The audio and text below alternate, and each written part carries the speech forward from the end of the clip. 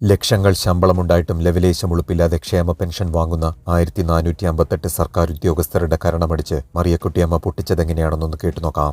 ചോദിക്കാനുള്ളത്, ഈ പിച്ചച്ചട്ടി കൈയിടുന്ന നേരത്തെ ഇവർക്ക് ഒരു ചട്ടിയായിട്ട് റോഡരിയിൽ പോയിരിക്കാൻ പാടില്ല. വല്ല ഉത്സവ സ്ഥലത്തോ അല്ലെങ്കിൽ വല്ല പെരുന്നാൾ സ്ഥലത്തോ ഇങ്ങനെയൊക്കെ പോയിരിക്കുകയാണ്. ഇതിലും എത്ര മെനയായിരുന്നേനെ ഈ പിച്ചച്ചട്ടി കൈയിട്ടായിരുന്നു.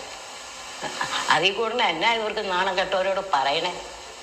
ഇത്ര ശമ്പളം വാങ്ങുന്ന ഒരു പിച്ചക്കാരുടെ ചട്ടി കൈയിട്ടെന്ന് പറയുമ്പോൾ അത് അവർക്ക് നാണോ മാനോ ഉണ്ടോ? അതാ ഞാൻ ചോദിക്കണത്. നാണമുള്ളവരാണ് ഇനി വല്ല വിഷം എടുത്ത് കഴിക്കും. ഇത്രയും വൃത്തികേട് കാണിച്ചാലും ആണ് ഞാൻ പറയുന്നത്. ഇനി ബാലഗോപാലിനോടൊരു വാക്ക്. തനിക്ക് നട്ടെല്ലുണ്ടെങ്കിൽ ക്ഷേമ പെൻഷൻ വാങ്ങിയ 1458 നിറുവുകെട്ട ജന്മങ്ങളെയും സർക്കാർ സർവീസിൽ നിന്ന് പുറത്താക്കുവാൻ വേണ്ട നടപടികൾ സ്വീകരിക്കുക. മറിച്ച് ജനങ്ങളുടെ കണ്ണിൽ പൊടിയിട്ട് അവരെ പുറത്താക്കാതെ സർവീസിൽ നിലനിർത്താൻ തന്നെയാണ് ഭാവമെങ്കിൽ അടുത്ത തെരഞ്ഞെടുപ്പിൽ ജനങ്ങൾ നട്ടെല്ലില്ലാത്ത തന്നെ പുറത്താക്കുമെന്ന് മാത്രം ഓർമ്മിപ്പിക്കുന്നു.